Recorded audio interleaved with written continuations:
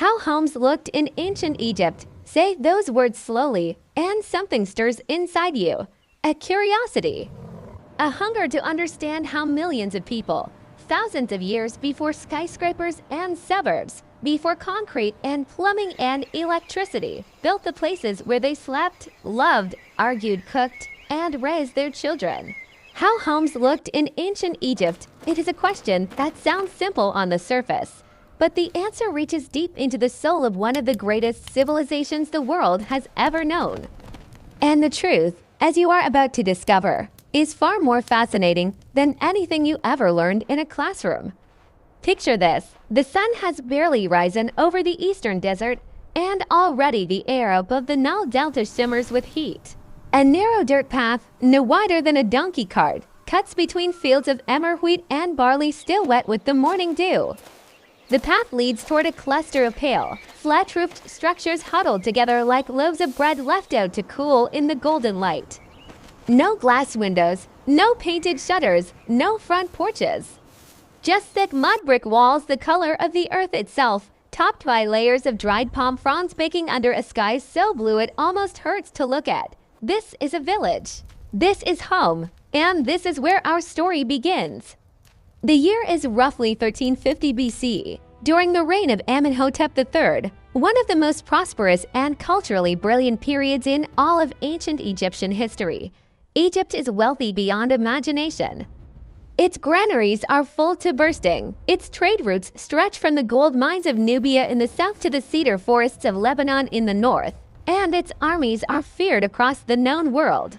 But wealth in Egypt does not look the way we might expect. The pharaoh lives in a sprawling palace complex adorned with painted columns and lotus-shaped capitals, surrounded by gardens designed to mimic the paradise of the afterlife. The high priests and government officials enjoy spacious villas with private fish ponds and shaded courtyards where servants fan the air with ostrich feathers.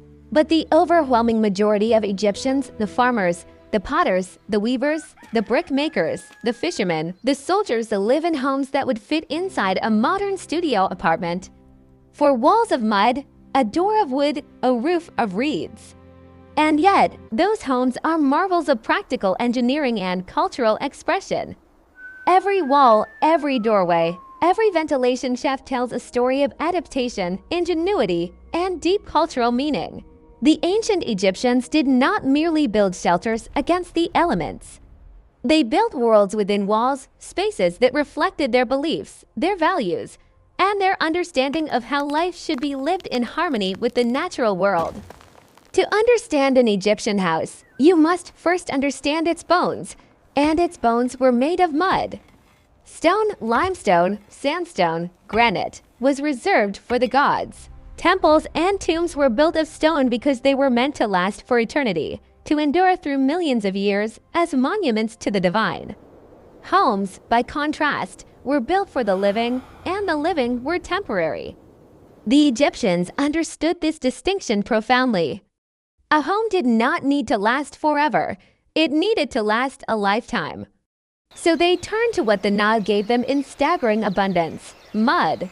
Every year, when the great river flooded its banks between June and September in the event the Egyptians called the inundation, it deposited millions of tons of rich, dark alluvial silt across the floodplain.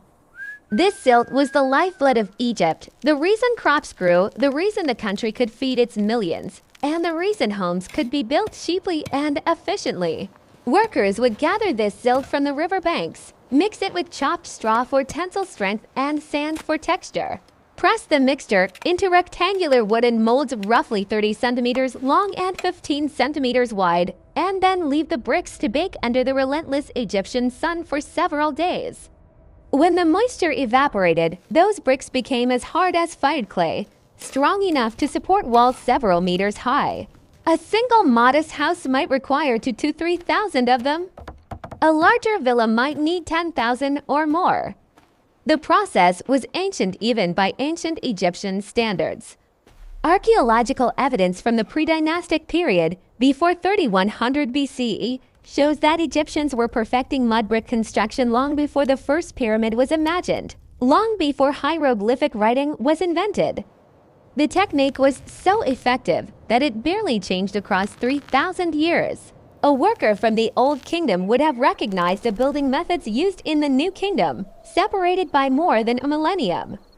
That is how perfectly the method suited its environment. Now imagine stepping through the low wooden doorway of a typical Egyptian house in a worker's village. The doorframe is carved from a single piece of acacia wood, one of the few native timbers available, and it is worn smooth by generations of hands. The first thing you notice is the sudden coolness.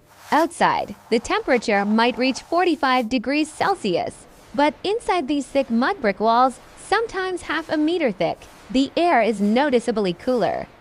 This is no accident. The Egyptians understood thermal mass instinctively. Heavy walls absorb heat during the day and released it slowly at night, creating a natural temperature regulation system that modern architects still study with admiration. The interior is dim, almost cave-like compared to the blinding brightness outside. Light enters through small, high openings near the ceiling, placed to allow ventilation, while blocking the worst of the sun and the ever-present fine desert sand. The floors are packed earth, hard and smooth from years of sweeping, sometimes covered with woven reed mats that add comfort and a faint sweet smell. The walls are plastered with gypsum or lime wash, giving them a clean, pale appearance. In wealthier homes, these walls might be painted with birds among papyrus reeds, fish darting through blue water, grapevines heavy with fruit. Even in modest homes, a splash of color was common. The Egyptians believed beauty was not a luxury but a necessity, a reflection of Maat, the cosmic order that sustained the universe. The house was divided into 3 main areas. The front room served as a reception space for greeting neighbors and conducting small business. Behind it lay the central living area, the largest room, with a raised platform that served as seating by day and sleeping quarters by night. At the back, the kitchen and storage areas were partially open to the sky to let cooking smoke escape. It was a simple layout, but every element had been refined over centuries of use, and it worked with remarkable efficiency. If there is one place on Earth where we can see ancient Egyptian domestic life with startling, almost intimate clarity, it is the village of Deir el-Medina. Tucked into a narrow, sun-scorched desert valley on the west bank of the Nile, directly across from the great city of Thebes, modern-day Luxor, this small, walled settlement was home to the artisans and master craftsmen who designed and built the royal tombs in the legendary Valley of the Kings. These were not ordinary laborers. They were stone carvers, painters, sculptors, and plasterers whose talent produced some of the most beautiful burial chambers ever created. For nearly 500 years, from approximately 1500 BCE to roughly 1000 BCE, generations of families lived, worked, celebrated, and mourned within these walls. And because the village was built in the dry desert rather than on the frequently flooded Nile floodplain, its ruins survived in extraordinary condition. Archaeologists have excavated more than 70 houses at Deir el-Medina, and the picture they reveal is remarkably consistent. Each house followed a similar plan, a narrow, rectangular structure roughly 15 meters long and 5 meters wide, built wall-to-wall with its neighbors along a central street barely wide enough for 2 people to pass without turning sideways. There was no concept of a front yard or personal garden. Every family shared the same sun-baked street, the same communal well, the same narrow alleyways. Space was precious, and every square meter mattered. Walking through these ruins today, you can still feel the closeness of the community, the way lives were pressed together, shared, intertwined.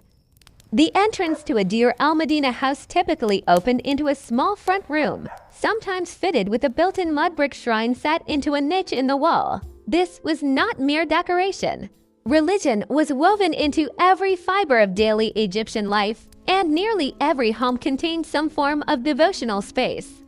The shrine might hold a limestone stela carved with an image of Hathor, the beloved goddess of love, joy, and fertility, or a painted figurine of Bes, the fierce, dwarf-like protective deity who guarded households and watched over women during childbirth.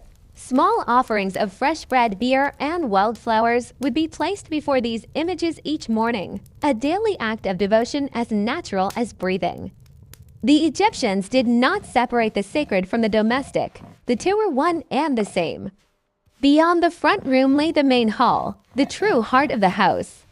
This room was slightly taller than the others, with the ceiling supported by 1 or 2 wooden columns, a precious material in a land with almost no native forests. The columns elevated the roof just enough to create a clerestory gap, allowing natural light and fresh air to filter in from above without directly exposing the interior to the sun. In the center of this room, a raised mud brick platform covered with plaster served multiple purposes. During the day, the entire family gathered there to eat, share news, and tell stories. At night, it became a bed covered with linen sheets and sometimes a padded mat stuffed with straw. The walls of the main hall were the most carefully decorated surfaces in the house. Archaeologists found traces of vivid paintings, female dancers and musicians, protective images of Bes with his leonine face, delicate vines twisting across white plaster in blues and greens.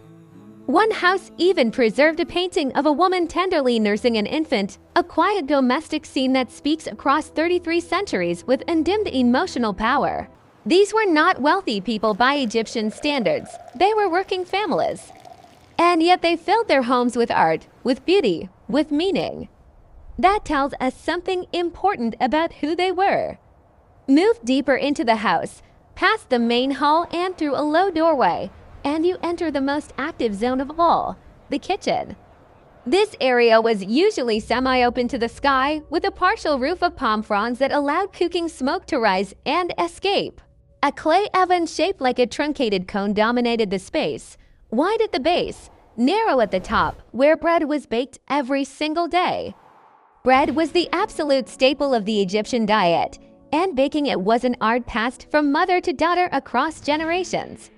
The grain, usually emmer wheat, was ground by hand on a stone saddlequern, a backbreaking task that occupied hours each morning. The flour was mixed with water and yeast, shaped into rounds, and slapped against the hot oven walls. Beside the oven stood large ceramic storage jars, some nearly a meter tall, containing beer, grain, dried fish, lentils, dates, and oils pressed from sesame or castor seeds. Beer in ancient Egypt was thick, nutritious, and slightly sweet, more like fermented porridge than a modern drink. It was consumed daily by everyone, including children, and was considered as essential as bread itself. Together, bread and beer formed the twin pillars of every meal, supplemented by onions, garlic, leeks, cucumbers, and for those who could afford it, roasted duck or salted fish. The kitchen was also a workshop. Women spun flax into linen thread here, weaving cloth in the same space where they prepared meals. Children played underfoot. The family cat prowled for mice among the grain jars. Life in an Egyptian kitchen was busy, loud, fragrant, and deeply communal. It was where the household truly came alive each day. But perhaps the most surprising feature of an Egyptian home was not inside at all. It was on top. The flat roof was, in many ways, the most important room in the house. In the crushing summer heat, when interiors became stifling despite thick walls, families climbed narrow mud brick staircases, or sometimes just wooden ladders, and spent the entire evening on the roof. They cooked up there on portable clay braziers. They slept under a sky blazing with more stars than any modern city dweller has ever seen. They dried food on the warm surface. They socialized with neighbors whose rooftops were close enough to allow easy conversation, even the passing of food across the gaps. Many rooftops had low parapet walls for safety and privacy. Some had lightweight palm leaf awnings for shade. In a very real sense, the roof doubled the living space of every home, transforming cramped interiors into something far more livable and social. On a clear night, with the Milky Way stretching overhead like a river of light and the warm desert breeze carrying the scent of the river, the rooftop must have felt like the most beautiful room in all of Egypt. Now let us leave the narrow streets of Deir el-Medina and travel north along the Nile to a place that existed for barely 20 years but left behind one of the most complete portraits of elite Egyptian life ever discovered. The city of Akhetaten, modern-day Amarna, was built from scratch by Pharaoh Akhenaten around 1346 BC as the new capital of Egypt, dedicated to the worship of the Aten, the sun disk. When Akhenaten died and his revolution collapsed, the city was swiftly abandoned. Because the site was never built over or reused, its ruins survived beneath the sand in a state of preservation that gives us an unparalleled window into how wealthy Egyptians lived. The homes of the Amarna elite were nothing like workers' dwellings. A high-ranking official's villa might cover 300 to 500 square meters, set within a walled compound that included landscaped gardens, granaries, a private well, servant quarters, animal enclosures, and even a private chapel. The main house centered around a grand reception hall with tall wooden columns, painted ceilings, and plastered walls alive with scenes of nature and domestic abundance. Stepping inside one of these villas was entering a completely different world from the village we just left behind. The floors of the central hall were plastered and painted with extraordinary skill to resemble pools of water, fish swimming through papyrus stems, lotus flowers floating on the surface, ducks gliding through reeds. An entire aquatic world beneath your feet, a deliberate illusion of coolness and abundance. The walls displayed garlands of flowers, soaring birds, and geometric patterns in blues, greens, reds, and yellows that still astonish with their vibrancy thousands of years later. The reception hall was the social centerpiece, designed for entertaining. A raised dais marked where the master of the house sat, elevated above guests in a visual statement of authority. Visitors were offered cushions or low wooden stools. Servants brought carved trays laden with roasted meats, fresh fruit, honeyed cakes, and ceramic pitchers of wine imported from the Delta vineyards or the Levant. Music filled the room, harps, lutes, and drums played by professional musicians or talented household members. The atmosphere must have been intoxicating, a feast for every sense. Behind the hall lay the private quarters. Bedrooms with raised sleeping platforms and real wooden bed frames draped with fine linen. Storage rooms with shelves of linens, jewelry boxes, and sealed jars of perfumed oil. And a bathroom, yes, a bathroom. Wealthy Egyptians took hygiene seriously. A limestone slab served as a shower platform while a servant poured water from a jug. The water drained through channels into a buried vessel. A separate room served as a toilet, with a limestone seat over a sand-filled container changed regularly. Simple, practical, and surprisingly sophisticated. The gardens of elite homes reveal something profound about the Egyptian worldview. They were not merely decorative. They were deliberate recreations of paradise, the mythical field of reeds, the Egyptian afterlife where the blessed dead lived in eternal abundance.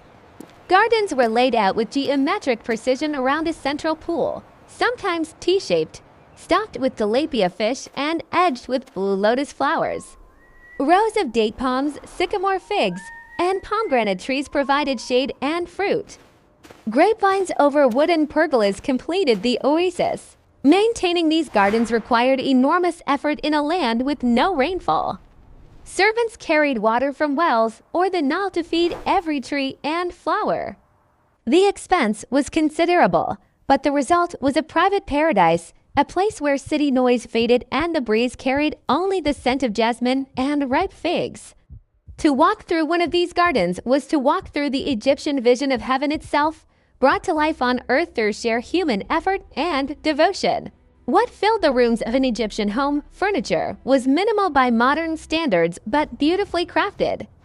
A typical household possessed low wooden stools, a bed frame strung with woven cord, a carved headdress that served as a pillow, and storage chests for clothing and personal items. Wealthier homes added chairs with legs shaped like lion paws, small dining tables, and elaborate cosmetic boxes containing kohl, perfumed oils, and copper mirrors polished to a brilliant shine. Lighting came from simple clay oil lamps fueled by castor or sesame oil, casting a warm, flickering glow that gave evenings a deeply intimate atmosphere. The Egyptians also burned incense, frankincense, and myrrh, both as offerings to the gods and simply to make their homes smell pleasant. Imagine the scene: a small room at dusk, the amber glow of an oil lamp, the sweet smoke of incense curling through the air, the sound of a mother humming to a child as the last light fades beyond the mud brick walls. This was an Egyptian evening. This was home. At the very pinnacle of Egyptian society stood the pharaoh, and his residence was not merely a home but a living symbol of cosmic authority. The royal palaces have left fewer traces than we might expect, for a profoundly ironic reason. They were built of the same perishable mud brick as peasant homes. Even the pharaoh's dwelling was meant for the temporary living world. Only temples and tombs merited stone. The mightiest ruler on earth slept within walls of dried mud. Yet from ruins at Malkata and Amarna, we can reconstruct the grandeur. Enormous columned halls with ceilings painted as sky as soaring vultures, golden stars on deep blue. Floors depicted marshland scenes alive with fish, birds, and leaping calves. Walls showed the pharaoh smiting enemies, hunting in the desert, receiving tribute from foreign ambassadors who knelt in submission. Every surface communicated one message: order, power, and divine favor. The royal compound was a city within a city. Private apartments for the royal family, quarters for the royal women, audience chambers for foreign dignitaries, administrative offices, industrial kitchens, and bakeries producing thousands of loaves daily. Breweries, workshops, and storage magazines filled with grain, wine, and luxury goods. The palace at Malkata was so vast it included its own artificial pleasure lake, dug on the pharaoh's orders. Amenhotep celebrated his jubilee with boats sailing across its waters. The court gathered on its shores in their finest linen, the music of harps drifting across the surface as the sun set behind the western mountains where the dead were buried. But here is the deeper truth that makes this story worth telling. The real history of ancient Egypt does not live in palaces. It does not live in the golden mask of Tutankhamun. It does not even live in the tombs of the Valley of the Kings. The real history, the history that matters most, lives in the humble mud brick walls of ordinary homes. In the soot-stained kitchens where bread was baked before dawn while stars hung low over the horizon. In the small front room shrines where a mother whispered a prayer for her sick child. In the rooftop spaces where families lay under a canopy of stars so vast the Milky Way looked like a shimmering river of light. When archaeologists excavated Deir el-Medina, they found more than architecture. They found humanity. They found laundry lists written on limestone flakes called astraka. They found love poems scratched into pottery shards, words of longing and desire that could have been written yesterday. They found legal records of disputes between neighbors over stolen tools and unpaid debts. They found arguments between husbands and wives that sound astonishingly modern. They found a receipt for a bet purchased with 2 jars of fat and a sack of grain. They found a letter from an elderly mother scolding her grown son for never visiting, complaining that he had forgotten her, reminding him of everything she had sacrificed. These fragments are not grand history. They will never fill the halls of great museums. But they are something far more precious than any golden artifact. They are the raw, unfiltered pulse of everyday life. The ancient Egyptians built their homes from mud because they understood something fundamental about existence, something that we, surrounded by steel and concrete and glass, sometimes forget. A home is not defined by its materials. A home is not measured by its permanence or its resale value. A home is the warmth of a hearth on a cold desert night. It is the sound of familiar voices echoing off mud-plastered walls. It is the smell of bread rising in a clay oven at first light. It is the weight of a sleeping child on your shoulder as you climb the stairs to the roof at the end of a long, exhausting, beautiful day. 3,000 years after the last family left Deir el-Medina, the walls still stand. The ovens are cold now, their fires long extinguished. The grain jars are empty, their contents turned to dust. The laughter, the arguments, The lullabies, the whispered prayers, all faded into the desert wind that still blows through the silent streets. But if you traveled there today and pressed your hand flat against those ancient mud bricks, warmed by the same sun that warmed them millennia ago, you could almost feel it. Something beneath the surface, a vibration, a resonance. The pulse of life itself, the echo of home. The houses of ancient Egypt were never designed to last forever. They were built from the river's gift, shaped by human hands, and destined to return to the earth from which they came. And yet, in their own quiet way, they have outlasted empires. They have outlasted dynasties and conquests. They have outlasted the very concept of permanence that the Egyptians reserved for their temples and tombs. Because what those mud brick homes preserved was not stone or gold. It was something infinitely more durable, the story of what it means to be human. To need shelter to create beauty in a harsh world. To gather your family close, and to call a small and perfect, irreplaceable piece of the earth your own. And so, the next time someone asks you how homes looked in ancient Egypt, you will know the answer is far richer than any single image can convey. It is a story written in mud and straw, in painted plaster and palmwood beams, in rooms that served not just bodies but souls. It is the story of people who faced the same eternal challenge we face today. How to make a place in this vast world that feels truly and deeply like home.